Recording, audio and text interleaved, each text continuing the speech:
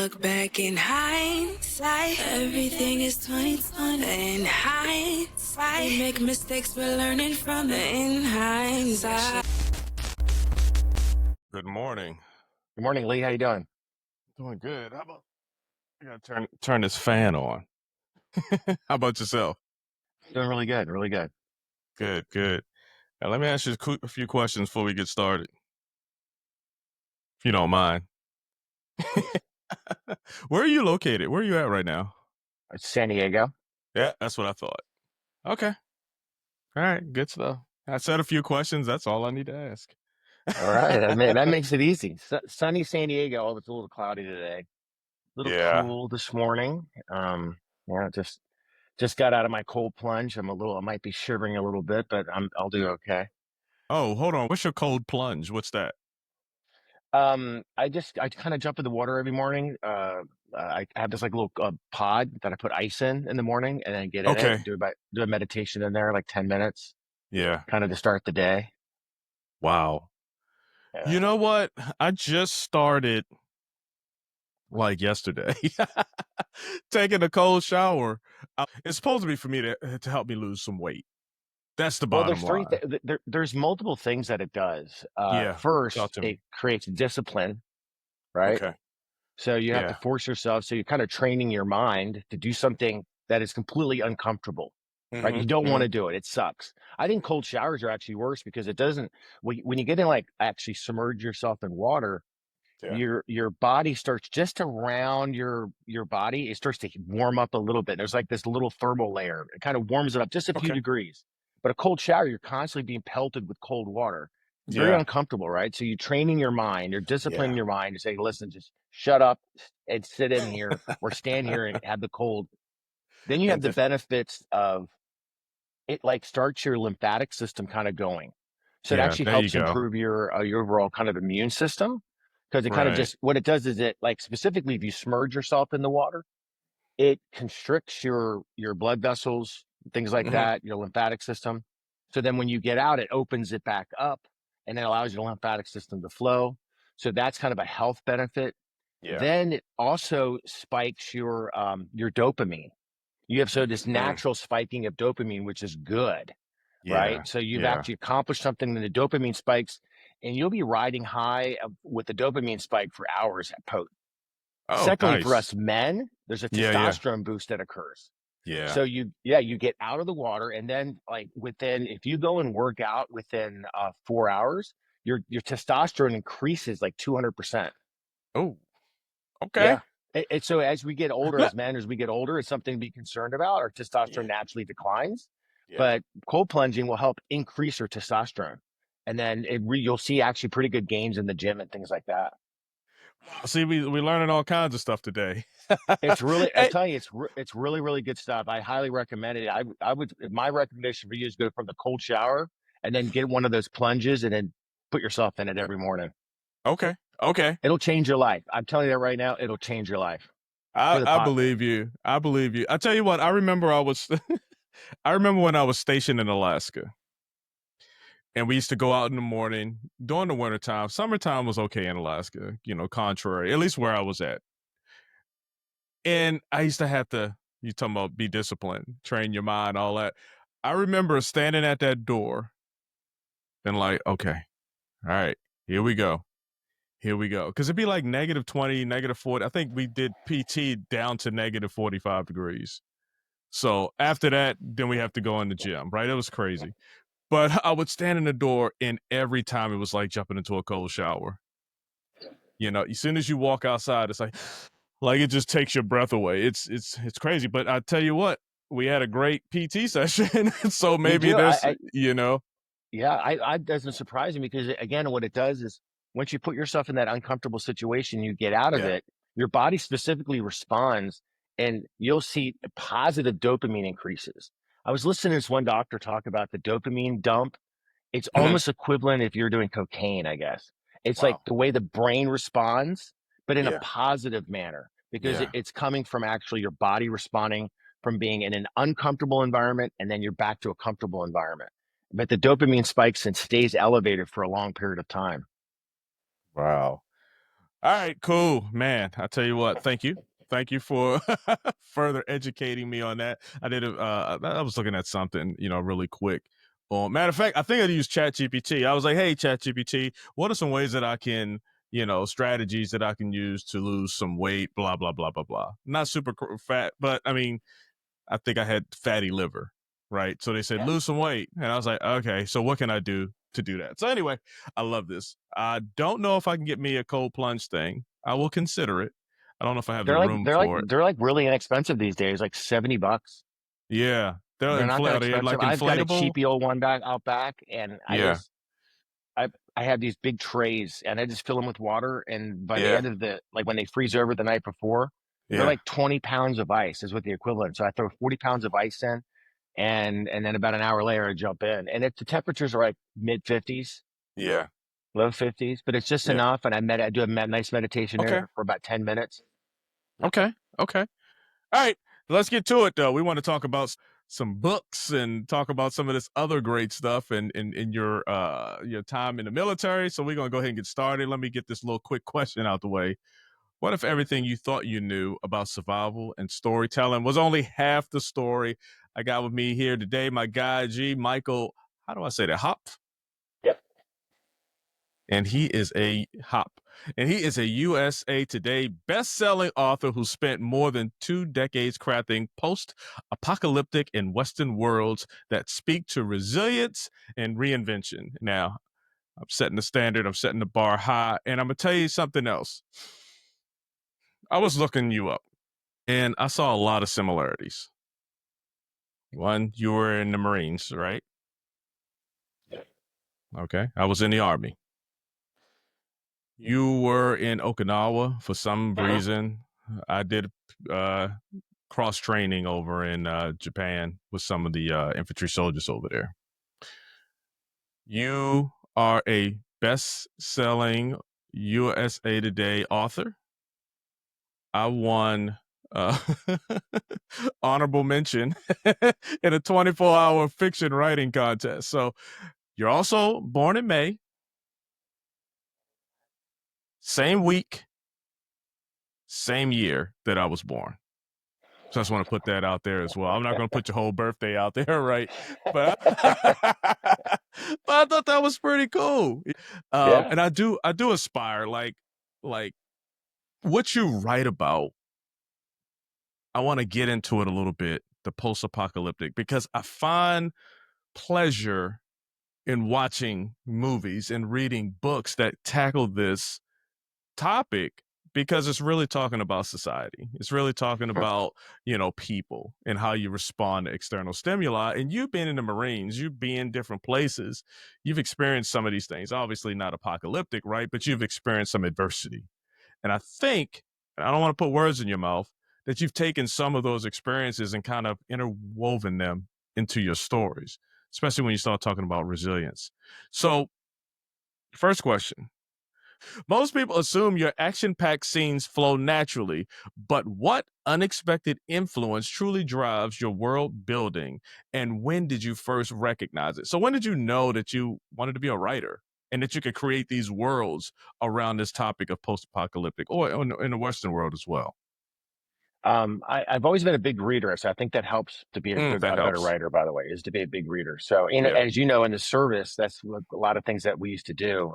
So I was in the service pre smartphone and have access to all that kind of, fun stuff. And so, reading books was something I know a lot of us did in the infantry. We're sitting in the field, you're reading books, you bring a bunch of them with you on deployment, things like that. So I was a big reader, and I'd kind of taken that with me from as a young person.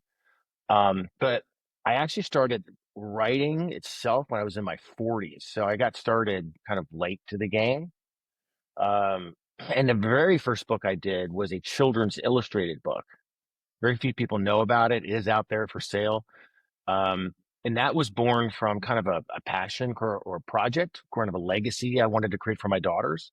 And, I was kind of the one parent, not that my wife never did it, but I'd love to go in there and read to them. I had a stack of books on the nightstand and just read these stories after another. And then I would tell them stories when we ran out of the books. And I would have this one story about this one dog, and the girls would be involved in all this dog's adventures, blah, blah, blah. And then the one thing just hit me is like, what if I what if I were to write a children's book? I asked my wife. She just go for it. I was like, how complicated is it? It's like 600, 800 words, not that long.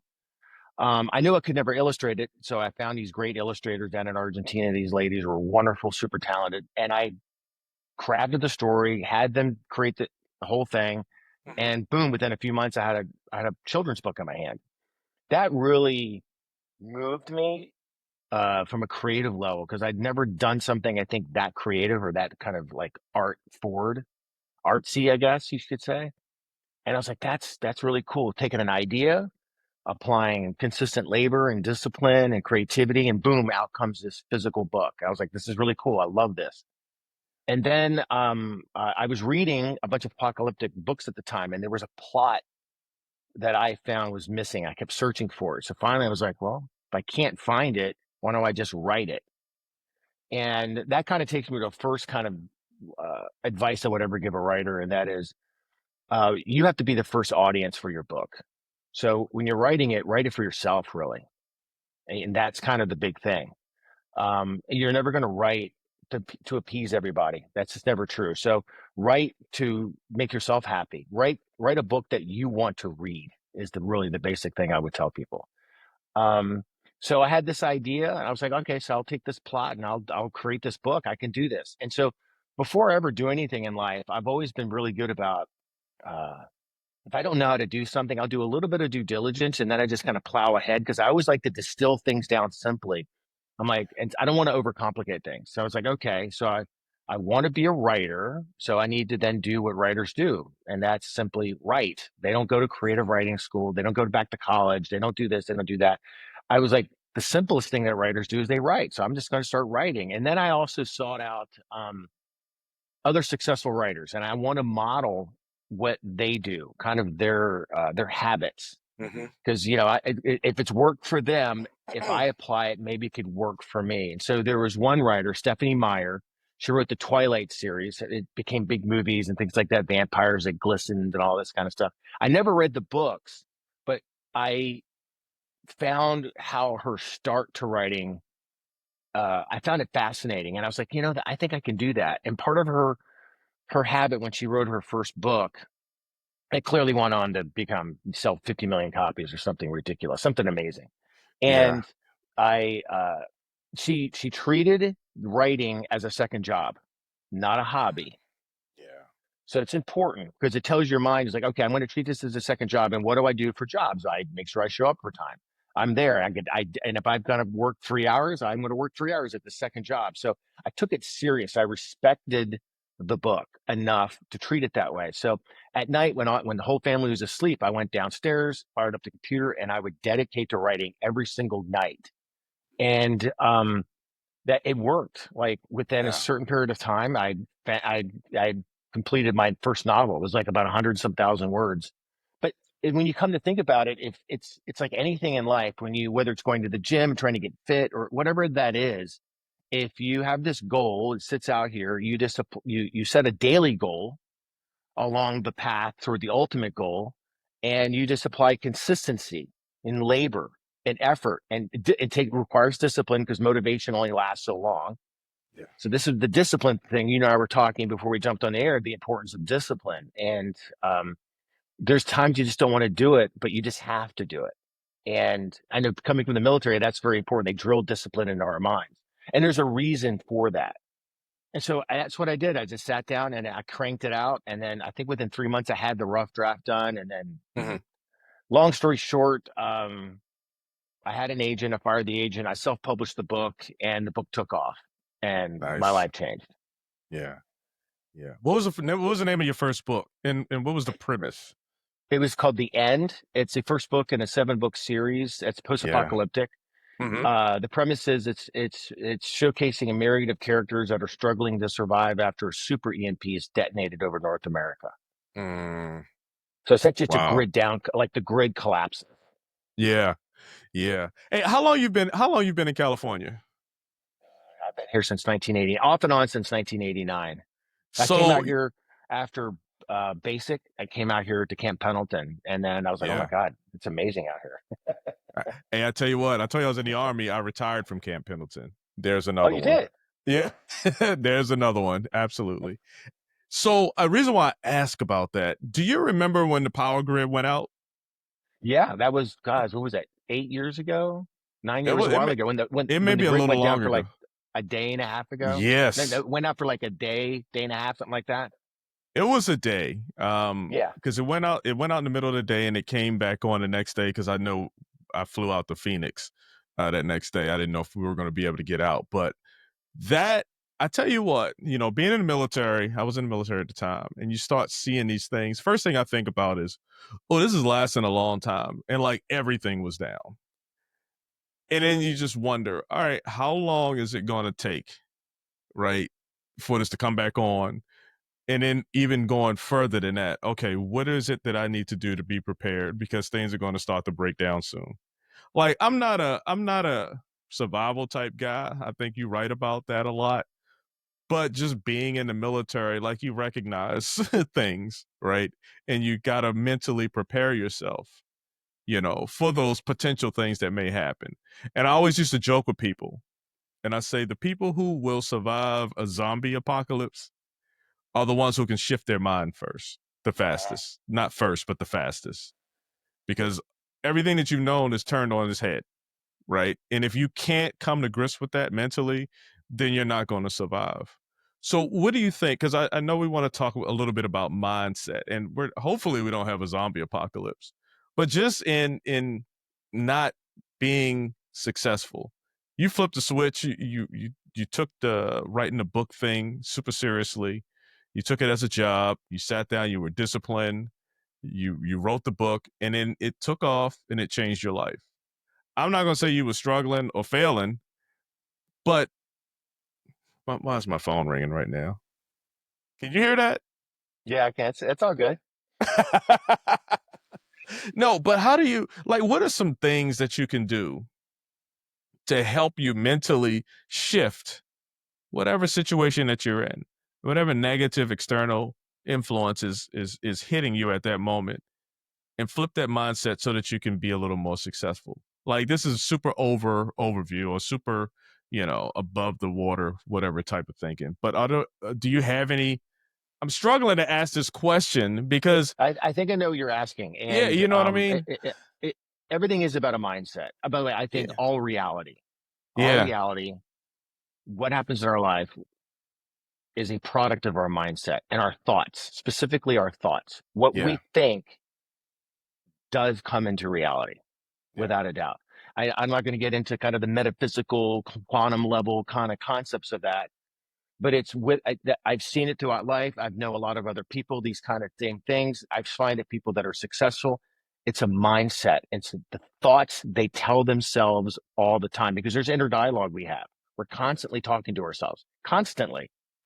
And it's those thoughts that dictate our actions, which then, so it dictates our feelings, which then Yeah. motivate our actions, which then those actions eventually build up on themselves to create circumstances and consequences. So it all stems right here. And we're all the same. That's why I believe we all have the same opportunities in so many ways. It's just how we apply our thoughts. And so lots of things I've done over the years, and before I started taking a lot of training and trying to educate myself from thought leaders, so to speak, Yeah. and people that understood the mind and how I could leverage my mind better and shift how I think and change my mindset. There's certain things that just kind of came naturally to me. I think my dad was a really great influence on me in that regard. And he, anyway, so he's passed on, but Okay. he definitely was a great coach for me. And so what I've done today is I always reframe anything that's bad to make it that it's good. And what that means, if something that I don't like or is uncomfortable to me happens, I go back to, like, Jocko Willink will say, good. I'm sure you're familiar with Mm-hmm, Jocko mm-hmm. Willink, the Yeah. Navy Yeah. SEAL. Anything Mm-hmm. that bad happens, he just goes, good, good. You kind of embrace it almost with this joy, like, okay, I know that whatever I was doing wasn't working, but now I know that. Good, I'm glad. And and then you look for the opportunities, even in this shit show that might be in front of you, because there Yeah. always is. I know this. There always is little gems that you can find. but you won't be able to see them if you think you can't see them. If you're only staring at the closed door, I give this analogy of the closed door analogy.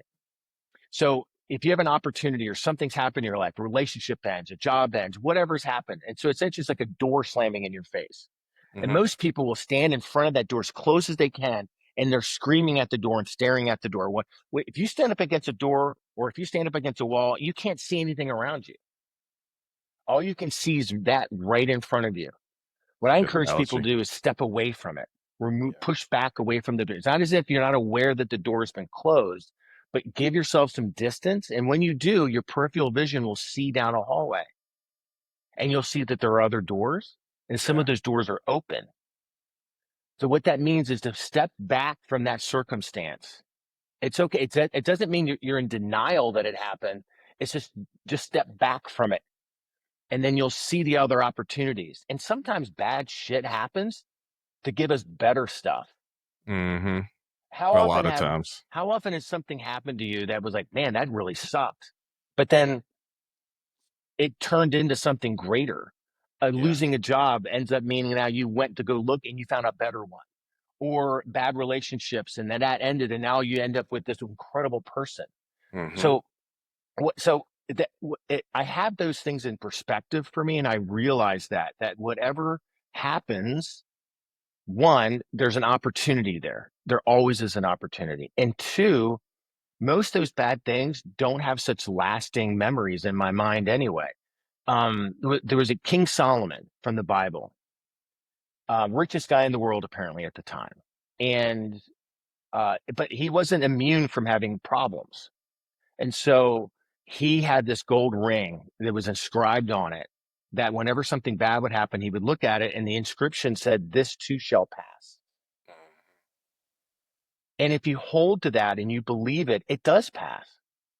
And it's okay. And that to find the lesson in the adversity, it's there to make you a stronger person. It's there to make you wiser. That's why older people are wiser. They've been through life. They've been through adversity. They've been through whatever the shit shows that they've had. We're never going to escape that as people. That's just part of the human condition. It's what we do and how we react in those circumstances that test us and then builds our character and levels us up as people. I believe that. There's there, and like we know this could being in the service. You've heard the concept of iron sharpens iron. Okay, but in order to make the iron, it has to be forged. And if the forging process is where they're heating it up, they're banging it with hammers. It's very violent. But what that does, it ends up making something that's like incredibly strong. And I think there's all these metaphors throughout in the world that show us that, like, look, go to the gym. In order to have a strong body, you have to go through a lot of pain. It's discomfort that brings the strength from whether it's the body, whether it's the mind, or whether it's the soul. And I encourage people that don't run away from adversity. Embrace it. Take it on. Be thankful that sometimes it's there, because it's there as a teacher for you. It's there to help you. And I think in our modern world, there's so much comfort that people become soft. And I think comfort kills. I really do. I think it kills the body. I think it kills the mind. And I think it kills the soul. I think that we were talking before we jumped on about when you were in Alaska and you were, going out into the cold. It takes the discipline to do it, but there's a reason to do it, because it strengthens your mind and strengthens your body to go through that extreme element. And again, there's so many examples. If you were to look out in the world, look at the greatest athletes, Patrick Mahomes, Michael Jordan, Tom Brady. They all went through their own levels of adversity, but in order to become great, they had to go through suffering, right? It wasn't, nothing was handed to them on a platter. They had to go through their own kind of wilderness, like Jesus did. They had to go into the wilderness and then suffer in that wilderness, and they came out of it better and stronger than they were when they entered it. So the wilderness for all of us, suffering for all of us, is a teacher.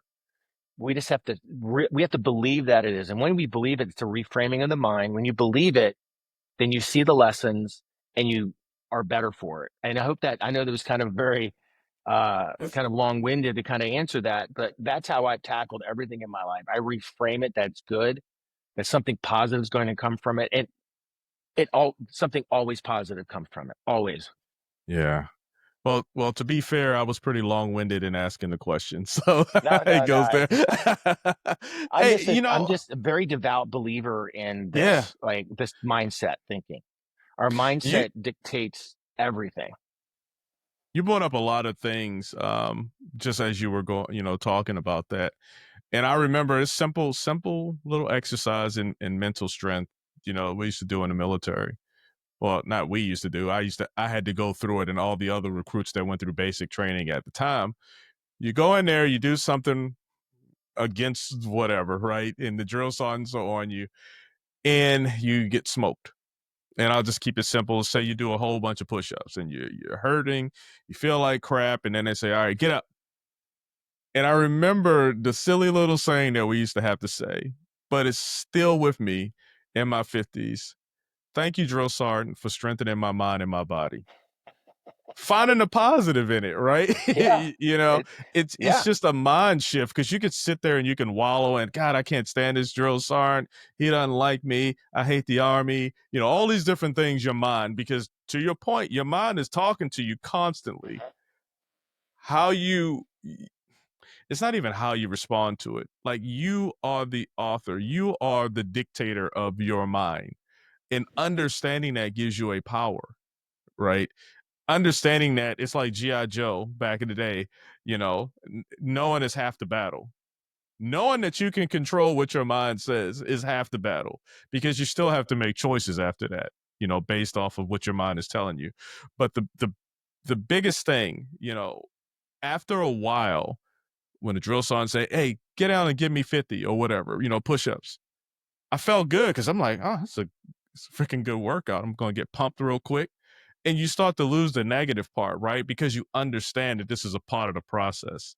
You understand that this is that negative stimuli that you're going to have to go through in order to become stronger in the end. And that, goes in whatever type of way you want to look at it, either a physical or a mental strength, because it's both. And that's one of the things I kind of liked about, of a lot of things I liked about the military, because there are these small things that you do, those shifts, on how you view things, that helped you to become stronger, and you can take that with you for the rest of your life. And a lot of people don't get that experience, and you're in the Marines, so Lord have mercy, you guys' basic training is ridiculous. Yeah. I would, But I love that. I love that they also, you have this gratitude part of it. yeah, You yeah, thank them for it, because really that they are there. They're your teachers at that moment, right in that time and space in your life. yeah, Those drill sergeants, those drill instructors, they're your teachers. And again, it's a mind shift. If you go, thank you. By the way, if you just do that, you ever practice that? There's certain things I practice. You ever hmm gone hmm to, like, if you just walk around all day and just thank people all the time, just like, thank you, thank you, thank you, and you come from this place of gratitude, how people respond. yeah, Even do this, go somewhere and, like, go be in a grocery store and just look at somebody you don't know and just smile at them. I will mm, guarantee they'll probably smile back, as yeah, long as it's not some creepy smile, but just like a nice, pleasant smile. yeah, you're But right, yeah, there's just something that the mind is the architect, is the author, like you say. It yeah, writes your life. It's very important to get that straight. Um, how do I say this? So here's another test, and this is proof that your mm, mind is a very powerful thing. The mind can only process so many things as far as for us to concept, even though it's still working in the back. It's still like kind of like an operating system. Look in a computer, we're watching this interface here, but behind it in the circuitry, there's a bunch of mhm, other stuff going on we can't see. That's like our minds, right? yeah, And so you ever notice you got a brand new car, and all of a sudden now you see that car everywhere, uh-huh, right? yeah, Everyone knows yeah, that. If you talk about white, I want to see a white car, and then you see white cars everywhere. Whatever you mhm, seem to mention, suddenly it's there. So now apply that to, I only want to see opportunity. I yeah, only want to see opportunity, and just think that. It's like I see everywhere I go, I see opportunity, and I've been training my mind like that for years. And I, I'm telling you, Lee, everywhere I see opportunity, it's like, oh, look at that. Well, that's interesting, because I'm an entrepreneur as well. That's yeah, interesting. Like, and because I trained my mind to see those things. It's like I'm looking for the white car, where I'm only seeing this. Mm-hmm. If you train your mind like, I only want to see opportunities where money flows into me, and then you will only see that. Yeah. Versus the person that says, oh, this bad thing always happens to me. Or this, Yeah. I only run into assholes. And then guess Yeah. what? You're only going to encounter that because you told your mind that's what you want to encounter. That's what you want to see. And then right in front of you, that's what you see.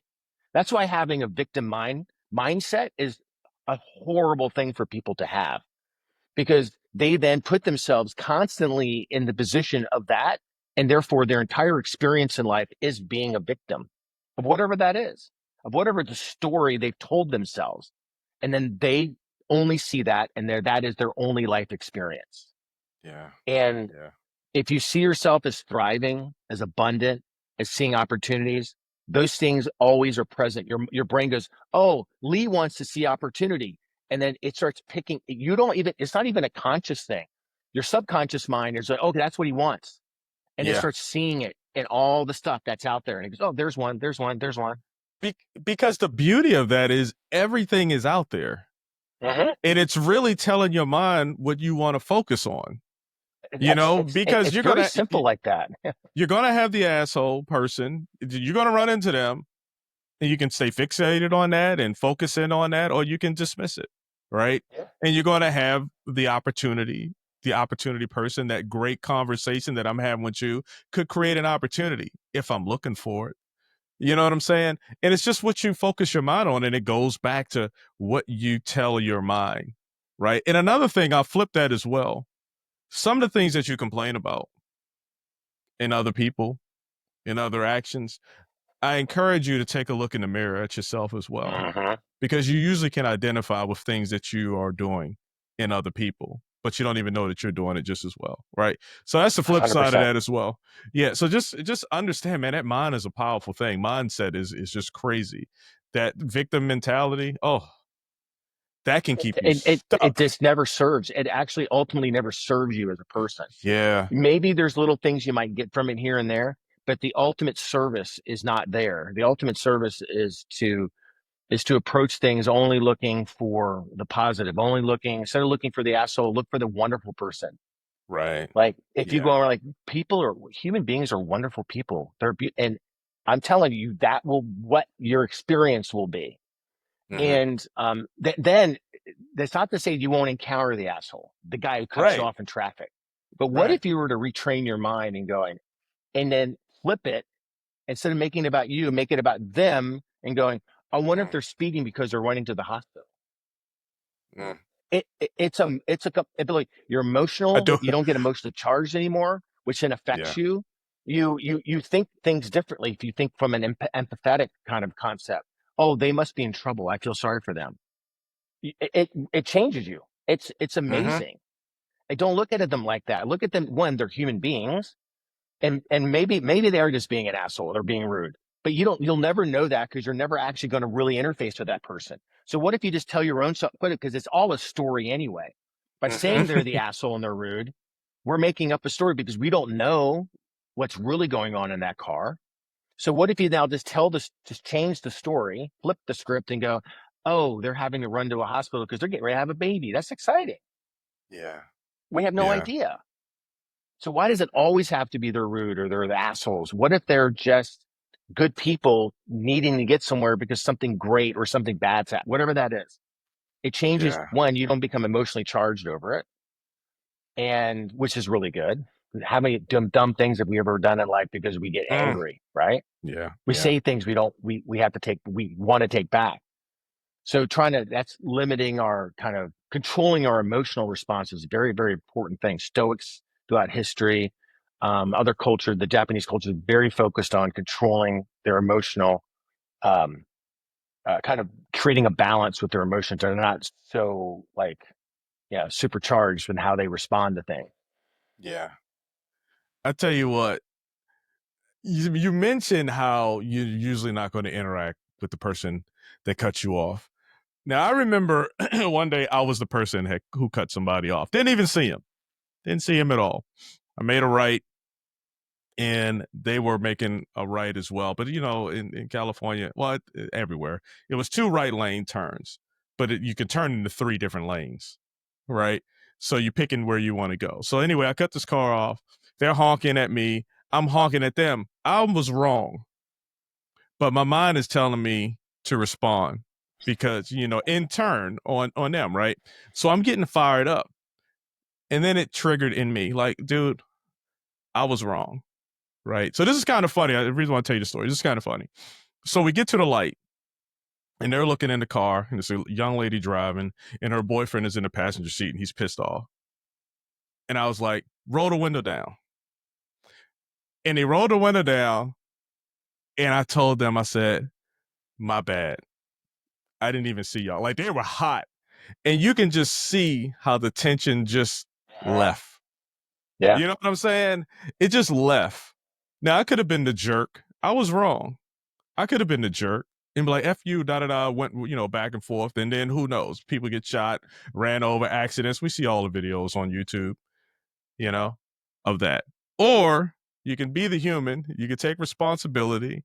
You can apologize. Or understand, to your point, like if someone cuts you off, hey, maybe there was maybe they didn't see us, or maybe they are in a hurry, or maybe something is going on, have that empathetic heart.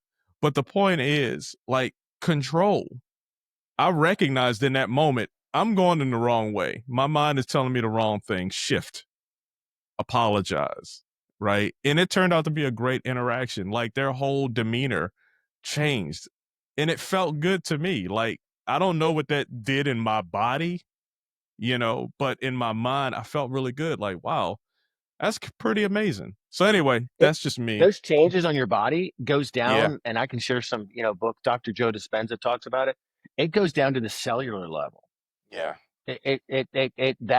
Those positive or hateful feelings can affect your cells. It goes down that deep. But isn't it interesting that it showed you, because you now have the awareness of it, it showed you that you're the writer of that story. Your reaction made a complete shift. Now, it's a parallel universe. You guys got out and started brawling because of your response to them. That reminds me of a story. I'll share with you. It was like the holidays, around Christmas time, and I'm at a grocery store. I got a cart full, and there's a woman that steps in behind me, and she only has a handful of things in her arm. I'm like, please, Stefan, just please get in front of me. It's okay, fine. She goes, oh, thank you. She gets in there, and then the cashier looks at me kind of glaringly, like, how dare I let this woman get in front of me? I'm not sure what I was like. Okay, that's fine. That's small back to her. And the woman dumps her stuff on the conveyor belt, and it goes through. And the cashier clearly has a relationship or knows who this person is. Okay. And they're kind of bantering back a little bit, kind of little snide comments coming from the cashier, who was not being a pleasant person at all. And then the woman takes out, like, the price comes up, whatever it was. She takes out a handful of change and just throws it onto. So there was like the one conveyor belt, then the little scanner. Then there's like sometimes like another little conveyor belt that could take the groceries down to the bagging area. Throws it onto that little conveyor belt. Some of the coins get stuck in it. And it's just a mess, right? Now the cashier's pissed. And the woman's like scratching her head. Now I'm like, oh, she's a homeless person. That's what this is. Okay. There you go. And I'm like, all right. And so she's upset. She doesn't want her in the store, all this stuff. I'm just looking at I'm looking at both these people. They're human beings, whatever their station, like, it is what it is. She ended up not having enough money. I said, I said, I don't mind. I'll pay a little bit. I can pay for the difference. And then the woman, the homeless woman, ended up finding a little bit more money and took care of it. So I was like, okay, that's fine. She gets her stuff, put it in a bag, and she leaves. The cashier looks at me and she's grumpy, and she's just angry. She's just really, really, she already started off that way. Now she's like level 10 pissed off. And this is now comes kind of like what you did when you rolled the window down. I said, my bad. I looked at her and she had like this, cute little kind of Christmas like necklace on. And I go, that's really beautiful. That's really beautiful. It's very festive. Look at you. And she goes, oh, thank you. And she started talking about it. And she said, my son gave that to me. I said, I said, what a good son. And then she started talking about her son. And then she's telling me all about it. And I'm like, oh my God. I was like having this conversation with her. Then I noticed she had her fingernails done. I was like, oh, look at you. Now you got the fingernails too. They're so beautiful. I said, you're so festive. Look at it. Her entire demeanor changed. this big smile. And then we're talking about her son and all these things. We finish. She takes the receipt and like with two hands goes, "Thank you so much for being nice to me." And Dude. Mm. I could have walked in there and like felt righteous. Like, why are you talking to that woman that way? Why are you treating that Yeah. person that way? I looked at this poor woman and then this poor woman. I looked at them both and I wanted to help her. She ended up going away anyway. And then the cashier also, I didn't know what was going on in her life. Clearly, I don't think it was this homeless woman Wow. that did it. There's something else that's driving her to be annoyed. Something else is going on. I don't know what it is, but something she's not going well. But when she reacted, like very happy and then almost like on the verge of tears that someone had treated her with dignity and saw her, it shifted. And I was like, see, that's the power of how we get to choose our interactions with people. And it changed her day. She was like, "This is wonderful. Thank you so much for being nice to me." Yeah. And again, I didn't have to be righteous. I saw her as a human being. I was going to treat her nice, treat her sweet, let her know because every woman wants to be told they're beautiful. Let her know that, and it shifted her. Mm. Wow. That's awesome. You had multiple opportunities in that moment. And you mentioned it earlier, just smile at somebody. Yeah, We it does need that. work. We We all need do. that. Yes, We all we do as need that. people. Yeah, we're all Wow. in this That's together. I mean, I really look at that. We're all in this together. It's interesting when you think about it, and there's been eons of human history, right? But yeah. in this one particular time in human history, we're all cruising around on this big ball right now. All of us, for whatever reason, you, me, your friends, your family, everyone else, we're all here at this one time. This one time. And that time will eventually go and there'll be another group of people. But this is us right now, and we need to come together. We really do. And people aren't our enemies, really, in a lot of ways. I don't know. I mean, I can go down a whole nother rabbit hole in that conversation, but Yeah. All right. So thank you. One, that mindset. I think that these are stories, lessons, points, strategies, whatever you want to call it, that everyone needs to hear about. One, you control your mental. You control what you're thinking. You control how you view a situation. You really do. No matter what. Nobody can. I remember. All right. So I'm gonna tell you some of the negative part. I remember I had to go to anger management when I was in the military. And the first lesson they taught you, or they taught me, is no one can make you angry. And I was like, yeah, they can. You know what I'm saying? No one. But by the end, and I think this is probably when I started understanding the stories that your mind tells you. So I got a lot from those lessons there.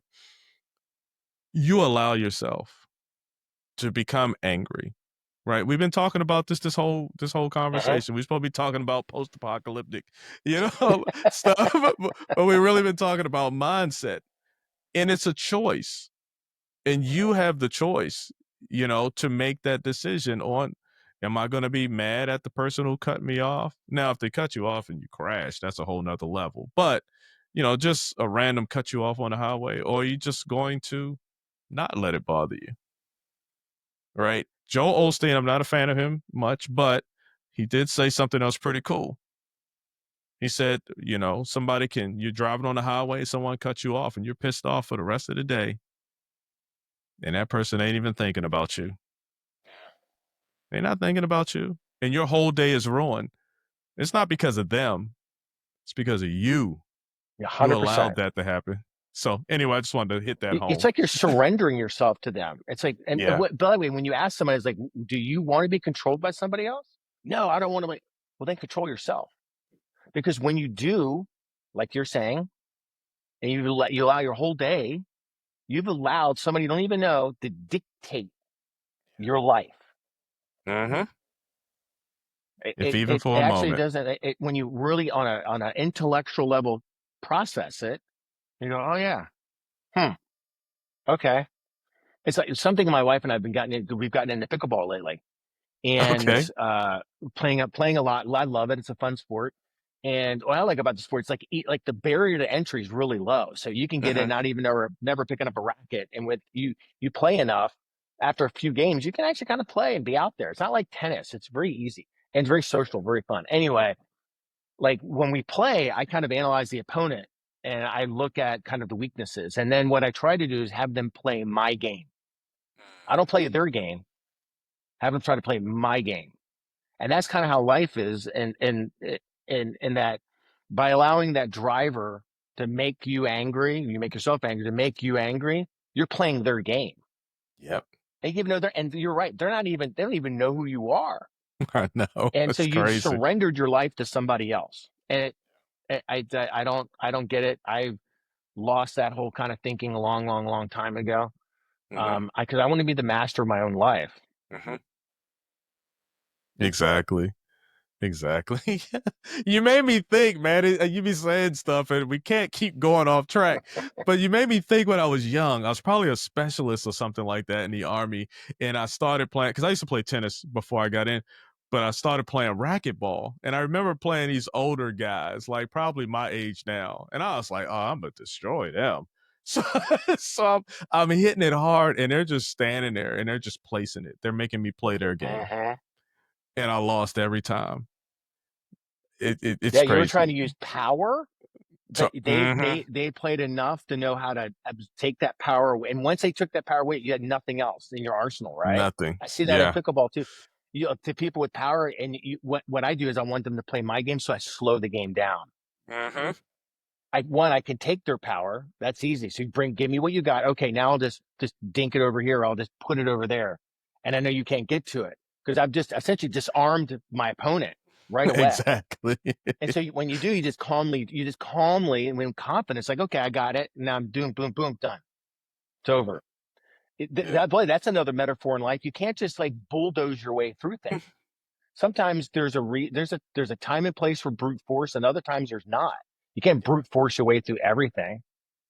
Sometimes it's about the more methodical placement of the ball, right? Being strategic. Yeah, so many metaphors today. All right, so let's talk about this post-apocalyptic. What made you start writing like that in that genre, and then maybe Western as well? Like, how did Yeah, that go? so like I mentioned, like there was all these books I was reading. I didn't find the one plot that I was looking for, You so I did, decided to write that plot. And yeah. but the westerns came about. God, I've got 40 books, so I've got a lot of books, You wrote 40 and books? I have 40. Yeah, I've written 40 books. Okay, I'm Yeah, impressed. I yeah, saw all I'm because a I went on your site and they showed I guess the different series that you have, yeah. but I didn't know it equaled up to like 40 books. Yeah, when you add them up, and then I've got some pen names and some stuff that's not. There's some books that I've written that are out of Ah, print that aren't on there, but in total, I've written 40 yeah. books to date. Okay, Most of okay. them, I think 30 plus, are available for sale. Yeah. 30, so I don't know. I've written a lot. And so, yeah, it's like the one book that made the USA Today was just a limited release. And so that Mhm. book is not even available anymore. Oh, wow. That's dope. But, um, I know it was part of this collaboration with these other authors. Anyway, long and short, you hit the USA Today bestselling list, Mhm. and then again, it was a limited release, and then it went off the market. So, but like that, yeah, again, that was not even available, even though I wrote it. But the westerns came about because I've gotten a little bit burned out on the apocalyptic fiction. I do think Of that we course. all have our own creative reservoirs, and we can start to drain those reservoirs over time. And I'll give an example. You have a favorite musician, and they'll have their first or second album or whatever. And then later on, a few years ago now, it's like, it's just not, their new stuff is just not as good as it. It Yeah. it happens quite a bit. I just think that we all as humans have our own creative reservoirs. Some of them are vast and deep. Some of them are a little bit more shallow, like the one hit wonders. You know, Mhm, mhm. we all remember one hit wonders of musicians out there. Like that song was amazing, and they went on to do nothing else that was prominent, but yet they made an Right. impact, right? Mhm. Which is great. That's amazing. So, Heck yeah, um, it is. it is. And so I started running dry kind of on the apocalyptic side. So I was like, I've always liked the Western genre. I just like the whole concept of Americana. I think it's very unique to the world. And so I got into that, and commercially it did incredibly well. Like those books sold incredibly well. Yeah. And then I've even done horror, paranormal. I've kind of dip my toe in a lot of different things, kind of jump genres to a lot of different stuff. Okay. Okay. Hey, I saw a photo of you sitting there on the panel at Comic-Con. I'm not sure what year that was, but how was that experience? I love That was Comic-Con, by the amazing. way. That's why And I was with, I was represented by Penguin Random House at the time. And yeah, in fact, Comic-Con's going on right now. it's going on right Today's now. the Yep. first day. Yeah, Yep. today's the first day of Comic-Con. My daughter's going down, so she's got to get her cosplay costume on. I And don't have. that was fun. I was on a panel. We were speaking about the art of fear, Oh, okay. Okay. and they had Okay. there was me and I think 6 other panelists on there, and from different genres that kind of fall under horror. So apparently, I didn't know at the time, apocalyptic fiction falls under as a subgenre of horror. That makes sense, though. It does make sense, Yeah. besides the zombie, even when you look at like reality-based apocalyptic books like I write, Yeah. they're scary. They're terrifying. Yeah. Yeah. Yeah. Yeah. Wow. I wrote a book and I didn't finish it. So let me not say I wrote a book. I started writing a book and I'm still trying to figure it out. But I remember like my opening few lines and it kind of, you can take this if you like. Mr. You got 40 books. It started off with, it basically was everybody was dying. So it was an apocalyptic type, but it was a beginning. And the concept was like rebirth in a sense of the species. And I wasn't able to tie it all together. So the beginning starts off with there's something happened and everyone is dying. It's focusing in on one person. And that person is like, well, I've kind of feared dying. That's what it's implied. But I guess if we're all dying together, then I can kind of lose that fear because now it's common, right? It's about to happen, and then later on it flips into their back. So it follows this one character through this transition in the planet. What type of and I think the reason why is because we always look at technology and you think about the pyramids, who built the pyramids, how could you do that with the limited technology back then? Yeah. It had to been aliens, all these different things. Sorry about that. All these different things that are, questionable. So that's what started me in writing that book and trying to explain that for me. When you go and sit down and start writing a book, what motivates you? Do you just say, hey, I'm going to write a book? I need to write a book because it's my job. And then you start writing a book. Or does inspiration come to you in some form? Yeah. Inspiration comes from, whether it's news reports or something happens, or Yeah. I'll get this crazy, interesting idea. And then I've always told my wife, part of outside the life insurance is that, and the royalties that come in all the time monthly. It's like, just go on my computer. There's probably another 100 storylines that I've crafted that I've never written. Yeah. So I'll get inspired just by watching something or seeing something like, what if? It's always the what if question. Like, what if? My mind start playing it in my mind like a movie. That's how I write. I see it as a movie in my mind. It's seen and like, okay, so advice I always give new authors, and it's always proven. I've coached authors from their idea all the way through the book being completed, because that's the huge thing, is getting that rough draft completed. One, like I said, I always tell them to treat it like a job. And secondly, this is very important, and maybe this will help you, is you've got to get yourself into a flow state. Yeah. Very I heard important. that. Okay. It's very, very important. And I don't believe that if you have a very elaborate outline, that for new authors, they can find themselves trapped by their outline. Yeah. Okay. So the outline is written. Think about the left brain, right brain. You have the analytical side and you have the creative side. Outline is always written from that kind of analytical side, right? That I know some people will probably argue with me, but that's okay. I'm pretty confident that's where it's coming from. But when you're writing, you want to get into the creative side of your brain and you want to let that flow. And what happens is writers, they'll sit down, they're going along, and then something in their brain, it's like something just clicks over, and now you're flowing. we've all experienced it. All of a sudden you lose track of time. You're doing something and you're just doing it and things are happening, ideas are popping in. That's flow. So they'll be writing and they click into the flow state. Their story's going along. Oh my God, this is amazing. Then also, who's this character? That's like suddenly a new character will appear on the page. And they go, that's not in my outline. What do I do? Or this scene has happened. That's not supposed, no, I have to stop. And they stop.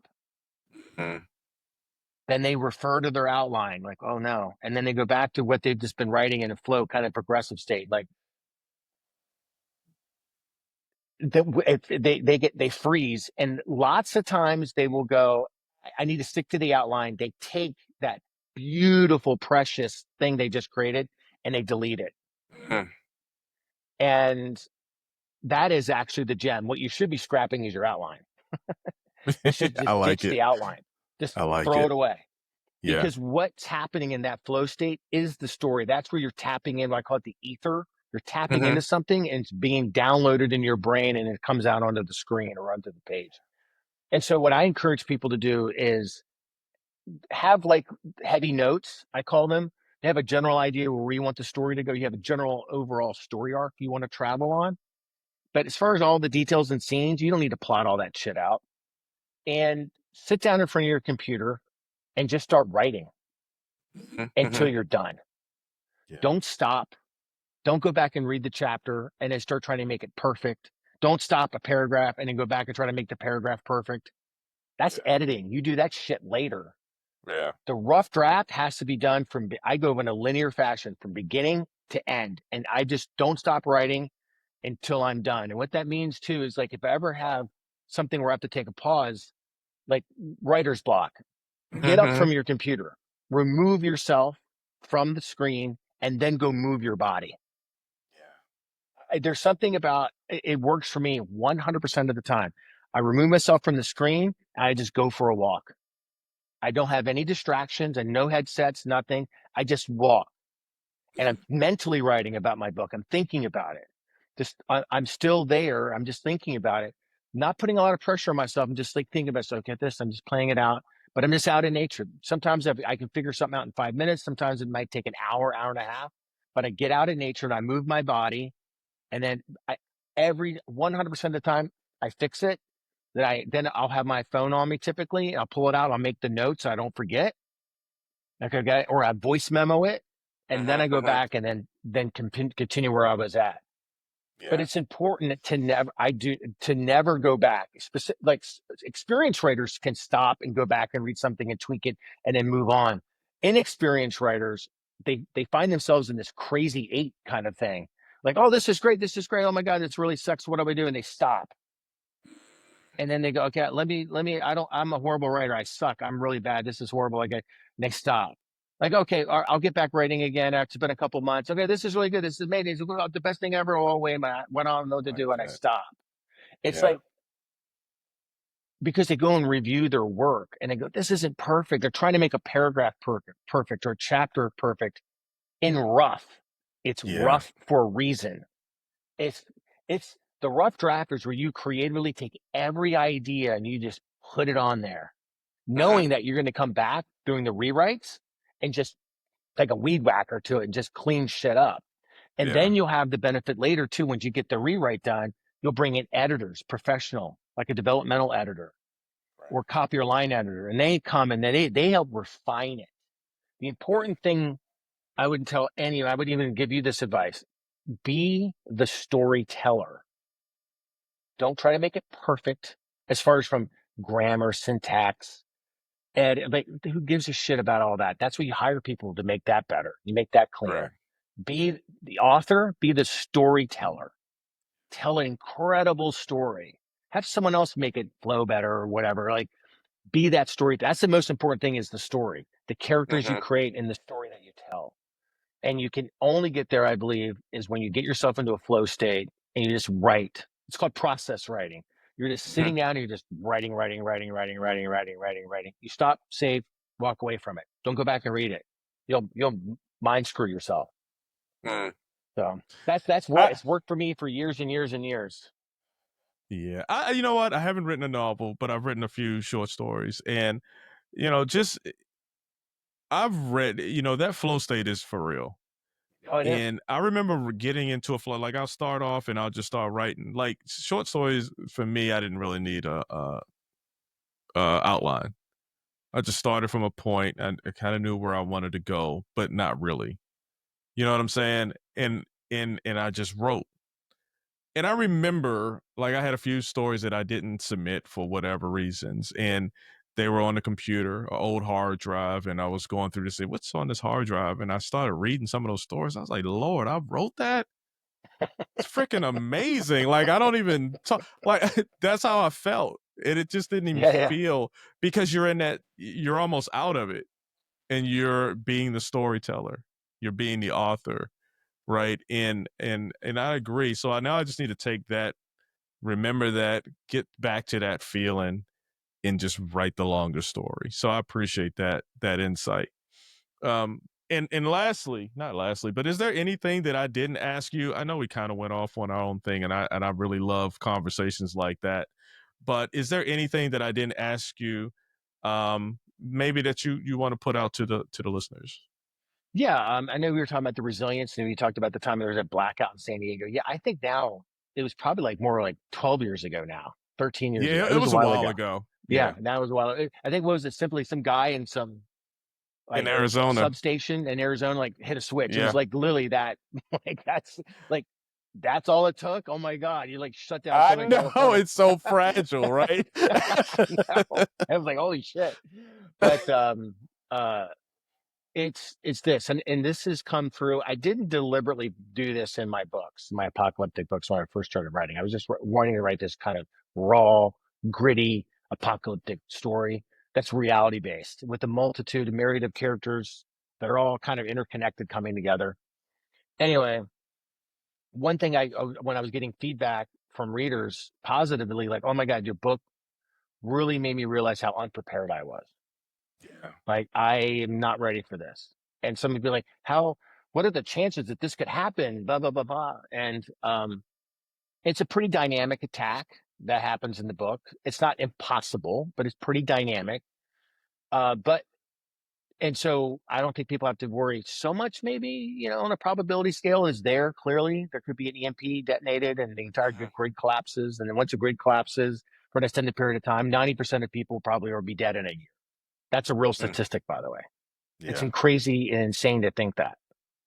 You shut the grid down continental wide, Yeah. 90% of the population will be dead within a year. Yeah. That's horrific. Easily. Yeah, easily. Yeah, I know. And and so that was really hitting home to me. I was like, wow, people are really taking this to heart. So two things came from that. One, everyone thinks if they want to drive a message in their books to people, whatever that is, social change, whatever it is, whatever message they are also trying to drive, they think they need to do that in a nonfiction book. I believe, and I'm not alone in the authors. I know Stephen King believes this way. Lee Child, Jack Reacher fame, he thinks the same thing. He was just on a podcast recently. Lee was talking about it, and that fiction is the best device to deliver a message. And the reason is you're with what you're doing with the readers. You're not just getting them on an intellectual level; you're getting them on an emotional level, and that's what moves people. So you're getting that brain heart coherence. They can understand what they're reading or understand the message intellectually, but now they put themselves in the shoes of the characters you've written, and it really hits home, personal to them. And so that message is driven home like deeply. And so not knowing that this message was being delivered to people that maybe they're not as prepared as they should be, I've really started thinking about it a lot. And I look at, you were talking about that blackout and how you were wondering, like, how should you be reacting? And mindset it's not reacting, it's responding. So Mhm. I don't think we should be in a state of reaction, because reaction tends to be something spontaneous.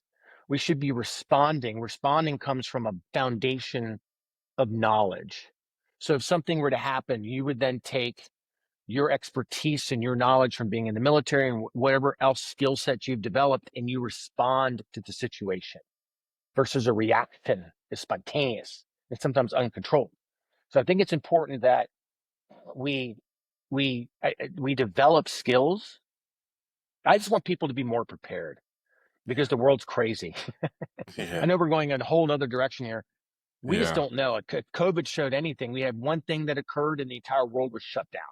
Yeah. So to tell me that something else couldn't happen that could be like way worse is clearly there. Like if some of these things haven't shown themselves to you, that what is normal? I don't know what normal is, and therefore people should remove normalcy bias. That get rid of that. So something bad could happen. Could maybe a nuclear war, maybe there's an EMP, maybe something real, and maybe there's a malware attack and the grid collapses. Whatever that is, something bad could occur.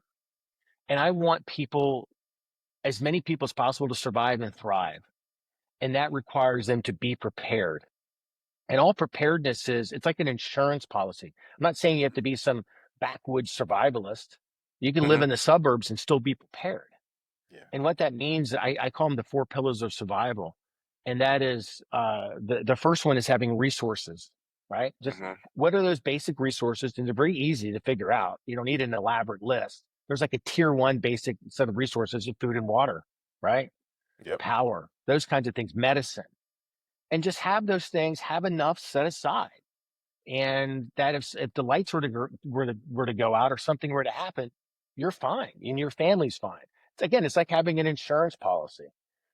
Then I would tell people to acquire skill sets.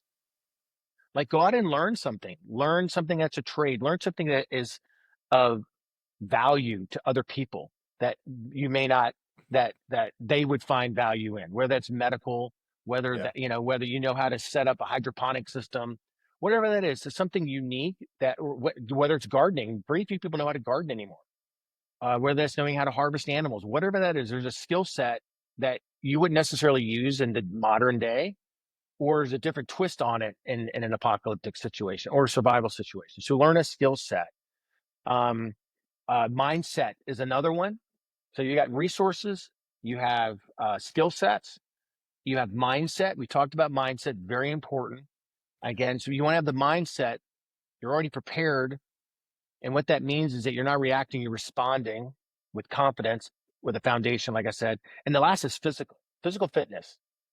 To have conditioning so that if something were to happen, you have that physicality to, like when the power went out. Again, it's another great thing. Like there were people like, yeah, I ran out of gas, I had to walk 3 miles home.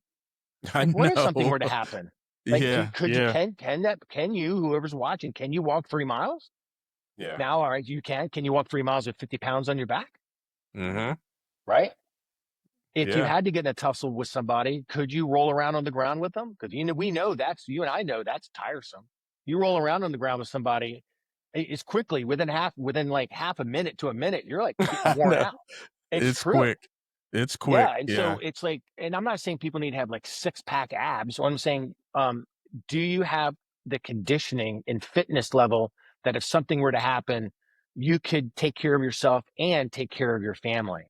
And so if you were to acquire all those things, you end up having a peace of mind that when, say, something happens, you now go, oh, I'll be okay. Everything's going to be okay. I got it covered. And I look at apocalyptic events, like specifically riots and mayhem and chaos. There's different sets of people that are out there participating in those.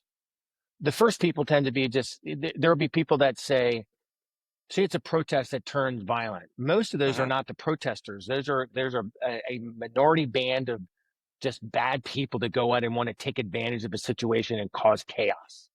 100%. Yeah. And so when you look at a bad situation, what do they say? We're 9 days away from civilization, 9 meals away, 9 meals. Oh, 9 meals. Yeah. 9 meals away from society collapsing. And there's true. And so, but if you're prepared, you won't be part of those people out there rioting or causing violence to try to get that last can of beans on the shelf and putting yourself at risk by doing that. So if you adopt these 4 pillars of survival, then all you do when something bad happens is you close the door. You don't have to put yourself out there in that environment. Yeah. You can sit down and go, okay, my family's safe. This insurance policy is here to take care of them. And I think it's very important. So I learned that when writing those books and the responses I got. And so I adopted I adopted them for my own life. And then I've been teaching them for a long time to people. Just be prepared, because you just don't know what might occur. And then when something happens, you want to respond in a way that you don't have to jeopardize yourself or your family. Man, I know we keep going back to, and thank you for those tips. I know we keep going back to the power outage, but it was a lot that was happening mentally. And I tell you, you know, I tell you how you got to shift your mindset. I learned a lot of things. You talk about being prepared. You know, in that instance, I was like, shit, the propane, I don't have a lot of propane. You know, like I was thinking about it for weeks to go get a new propane container. Like, all right, if there's no power, we can't cook. This is a way to cook, but I have limited propane. Go in the car, gas on half a tank. You know, actually a little bit below half a tank. I'm looking at all these failures to be prepared, right? And thankfully, it was just a few hours, you know, from the day, you know, maybe less than a day. But if it was longer than that, I would have been the person out there trying to get the last can of beans, putting yourself out there in danger, you know, when you can be prepared. So I definitely appreciate that. I look at those movies, I read those books, and I try to learn lessons from them. Right. And if I, you know, this is the last thing, this is my last branch. I'm branching out one more time. Like, say you take the what's the one with the zombies? Walking Dead. Like, if you survive and you're with these people, things are going to change. And that's why I said you got to be able to change your mentality. And you see, you got the zombies, that's the external threat. And then you have the internal threat, just the people itself, different communities. And understanding that each community has a story. I remember going into the, you know, in the military, and you go and you get deployed. I was in Iraq, and things happen in one situation. You know, you go and something happens, right? It's normal to you, like these workers are here, they're national, you know, they're from Iraq or they're from Kuwait or whatever, and that's normal. But then someone comes in and they drive a truck through the child line of the people, right? And they're Iraqi. And now your mind shifts. Okay, I can't trust them. Right? I have to do things mentally, I have to do things actually to prepare myself for the eventuality. But it's not that you can't trust them, it's just that you're opening your mind, right? And I think in a long way of me going around and saying this, I look at these books, I look at these stories, I look at these movies, and you learn that there's that human dynamic. There are people who are good people who are just trying to survive. There are people who are opportunists who were never heard, and now they have an opportunity to lead. But the biggest thing that you said to me that hit me right now, because I knew all these other things, was to go out and learn a trade. Because in those movies, you always see someone who's fixing the plants or keeping things alive, right? Those are essential to rebuilding communities. And I was sitting there thinking while we were talking, I know I went a long way with this. What would I have to contribute to a new society, right? If something were to happen. And you know what's even funnier? Like, you can contribute that right now. You know, you can learn a skill and contribute it right now. Do some stuff right now and make you a better person, you know? So anyway, those are my rants. I went a whole lot of different directions perfect. with that. By the way, it's a great thought exercise. I want Yeah, people to it think. is. Yeah, And it is. truly think. And this is, there's none of this is putting people on the defense. whether it's their physicality or fitness level, ability. Everyone knows, in your heart. I'm not going to sit around like member of the military, like you're a fat body.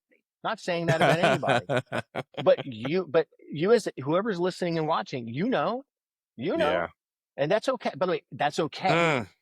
That's okay. And so it's acknowledging it and then doing something about it. And then, right? Can I tell you something real quick? Yeah, go. I always think about you. We talk about the physicality. I always think about, you say, can you walk 3 miles?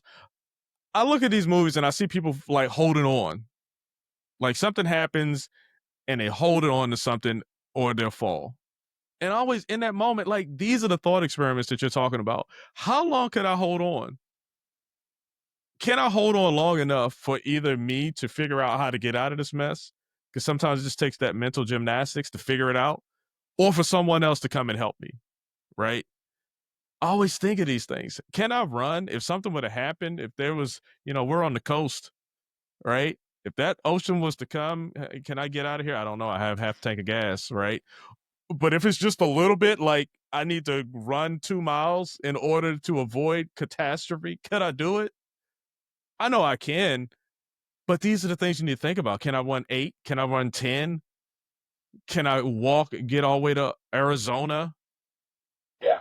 People, I want to jump in here because people will say to me when I pose that to them, yeah, they'll go, "Oh, my adrenaline will take care of that." I'm like, no, no. For It's like motivation. For a moment. It's a brief moment, by the way. It's just to do a sprint. That's all it does. You're just sprinting. There's no long distance happening in that at all. It's like motivation. Motivation only lasts about that, right?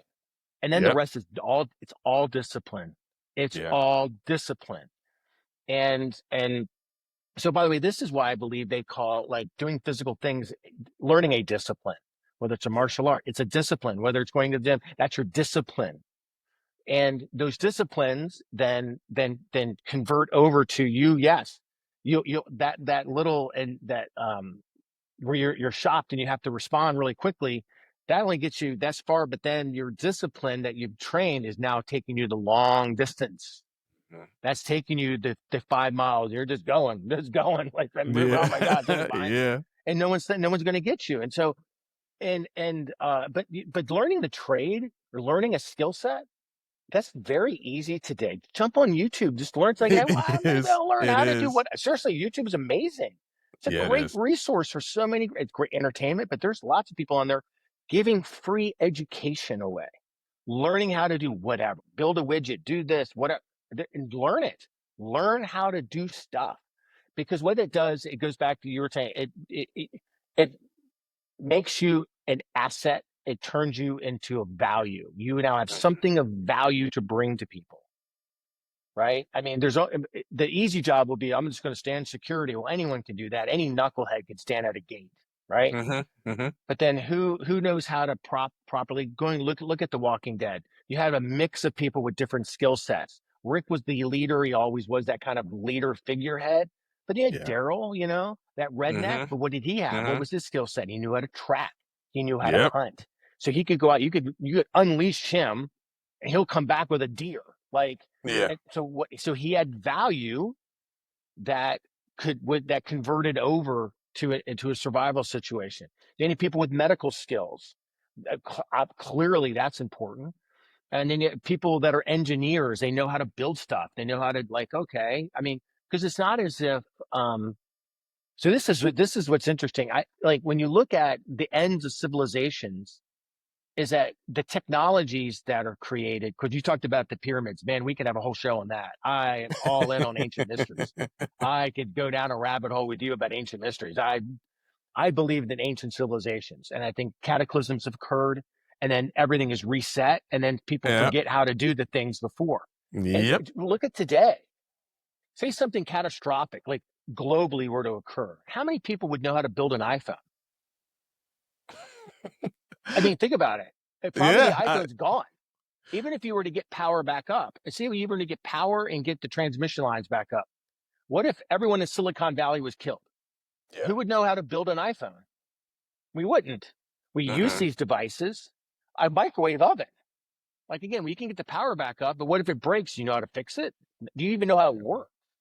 Hell, they stumbled in on the microwave oven, so Yeah, I mean, but we think ain't about going to that. figure it out. Yeah, I Yeah, know. so I Yeah, mean, look at all these technologies that we take for granted that's sitting right up. Just yeah, look what we're doing. We're thousands of miles away from each other and we're having a conversation. I right. couldn't build this computer.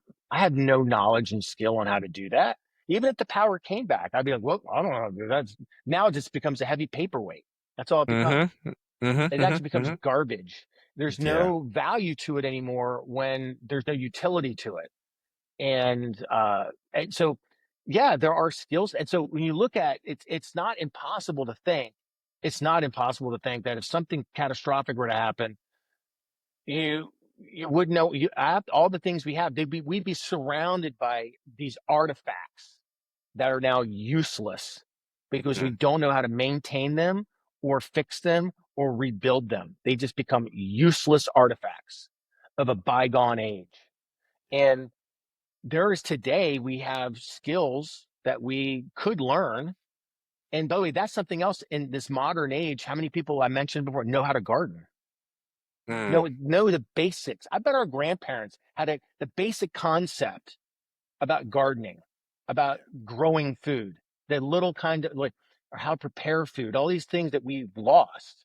And we lost it in a very short period of time. Very short period of time, like 3 generations, most of that knowledge is gone. Yeah. So Interesting. if you wipe out a large segment of society, you lose all this knowledge. And then if you can't access it, then you can see where you can go into a dark age. You can see where Mm-hmm. things just can collapse. Anyway, I went down a rabbit hole there, but skill sets are important. I encourage people today, find something that's interesting, that's fun, that also provides value to people and value to yourself, because a lot of these things can still be applied today, Mm-hmm. and just learn how to do it. Become an expert on it in your own way. It's kind of a little hobby thing put on the side. Yeah. Man, I tell you what, hey, I could go on all day. It's so many things that you spark so many things in my mind I want to say, and I'm just like, you know what, I can't go that way. Maybe we'll do a part 2 someday. Maybe we'll meet in person one day. You're like I said, you're right down the road from me. But in the spirit of things, how not even the spirit of things, but how can our listeners connect with you and follow your latest work and support your writing? And you The said you're an best way, entrepreneur as well. yeah. So the best way to reach me is go to my website, gmichaelhopf.com. There's a contact page. Just reach out to me. All my books, you can find them all. Some are in bookstores, but the main place is Amazon. Is the best place to go find all my books. My other projects, I own 2 publishing companies. I've Oh also got wow. a network of YouTube channels. That's my latest endeavor I'm into. Mhm. Just trying to create some different content. And I also do a lot of coaching as well now. So I take my knowledge and I want other people to succeed in writing and Mhm. thrive. And so I provide coaching for people so they can take their idea and eventually publish it. Michael reminded us that the power of storytelling isn't just in dramatic twists. It's in the unseen truths behind every sentence, from hidden influences to emotional cost and real world creativity. These were the 5 revelations we didn't know we needed. And Michael, thank you so much for sharing so openly, and for sharing so openly and just allowing me to go just way off the rails, right? And just I love how, that. Yeah. just getting to that flow of this conversation. I really appreciate it, sir. No, thank you, Lee. I really appreciate it. It was an honor. Awesome. And then for the listeners, remember, what we don't know often fuels what we create. Right. We talked about mental mindset, and our minds are telling us stories all the time based, just to answer those questions. So just keep that in mind. The next time someone cuts you off, it may be me. And remember, I'll roll the window down and say, I'm sorry. And you can do the same. Okay. But also subscribe, share, and keep leaning into your own hindsight moments, or better yet, your next story. Thank you so much for joining us. Until next time. Hey, thanks for joining me here on Hindsight, the podcast. I'm your host, Lee Jones. I hope you enjoyed this episode. I know I did. And while I have you here, why don't you take your mouse, go over and click on that subscribe button. No, not right there. Over to the right. No, down, right there. Boom. Thank you. Now, thank you for subscribing to Hindsight, the podcast. I'm your host, Lee Jones.